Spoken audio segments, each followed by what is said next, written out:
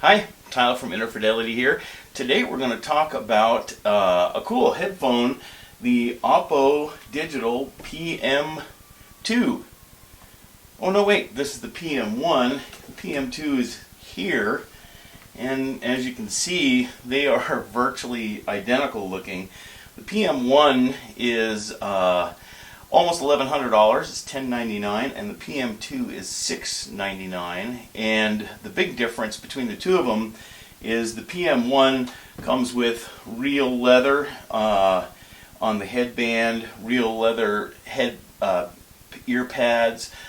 There's also velour ear pads, and then there's also what's called the alternate leather pad. So the PM1 comes with 3 sets of pads, a very nice lacquered box, a head, and a couple of other things. They're metal on some of this trim work here, where the PM2 is plastic. But nonetheless, they are very, very, very similar headphones indeed, and sound quite alike. So you don't get quite all the accessories with the PM2 as you do with the PM1, but it does come with what you need. The PM2 comes with this handy little clamshell case that the PM1 comes with also. The headphones fit quite nicely in there for carrying them around. You do have to remove the cables to put them in the case. PM2 also comes with an OFC copper 3-meter cable. The PM1 has a continuous cast copper cable, so it's slightly better, but personally I can't hear a difference between the two of them.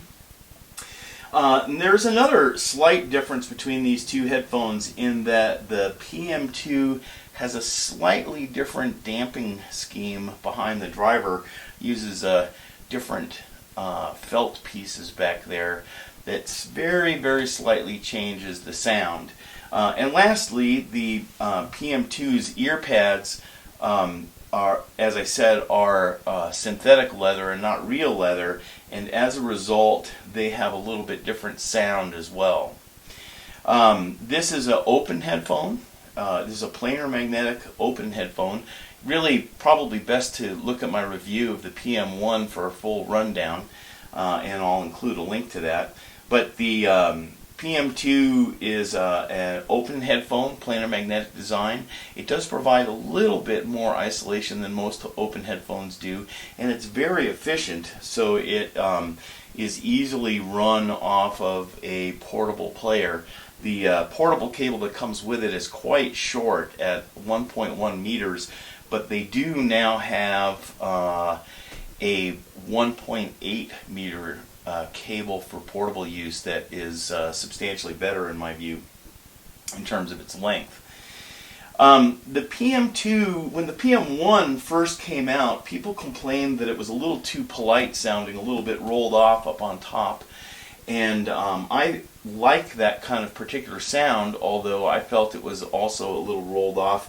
They came out with an alternate headphone pad, the PM1 Alt pad, and that brightened it up a little bit. With this release, using the stock pads, it's even a little brighter yet.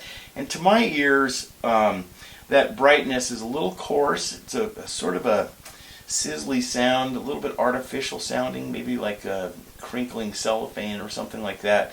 It doesn't quite sound natural, and it also seems to be a little bit more confused sounding through the mid-range than the PM1. However, they are still quite close. The good news is that you can take a PM2 and its pads, which I kind of don't like because they go a little too far into this artificial treble, that you can get the PM1 leather pad for it. Now the PM1 Alt pad, the alternate pad, is a little bit brighter, and it seems to me on this headphone to be too bright. So on the PM2 I like the leather pad, the PM1 leather pad, and on the PM1 I like the alternate pads. And when you put the alternate pads on the PM1 and the PM1 leather pads on the PM2, they sound quite similar. This is still a rather expensive headphone, there are a lot of headphones in this price category, so competition is stiff, and I wouldn't say that these are necessarily the best sounding headphones in that category due to the slightly artificial treble sound. A lot of people compare them to the Sennheiser HD600 and 650, which I did some comparisons to, and I ended up liking the PM2 with the PM1 leather pad more than the 600s or 650, as it seemed just a little bit better tonally balanced, not quite so forward in the lower treble, but they were comparable. So there's certainly ways that you can get an open headphone for less money that has near the performance of this headphone.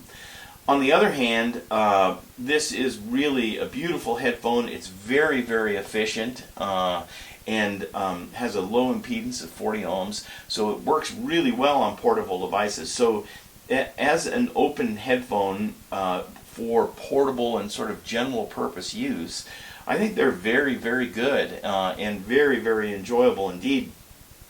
So I also compared them to the Odyssey LCD2 with the phasers, the newest version of the Odyssey LCD2, and I found that they were quite comparable. I thought the treble was a little bit better on the LCD2, but I thought the tonal balance in the lower treble was a little bit better on these headphones than the LCD2. I would say that they're close. The LCD2 is also about a $1,000 headphone.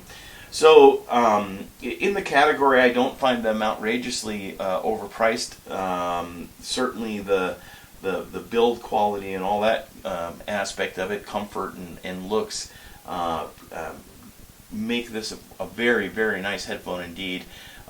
So if you're looking for a good general purpose open headphone that has some nice styling, this is a good choice. And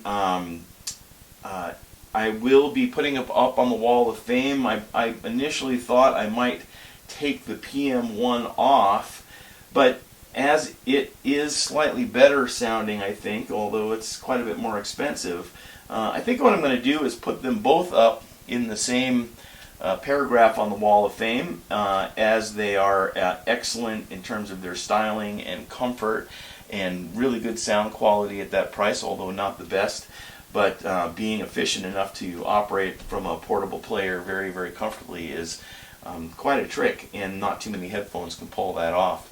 So it's going up on the wall of fame with its big brother, and I certainly enjoy both these cans. Again, I would suggest if you get a pair of PM2s to get the longer mobile cable and the PM1 leather pads for it.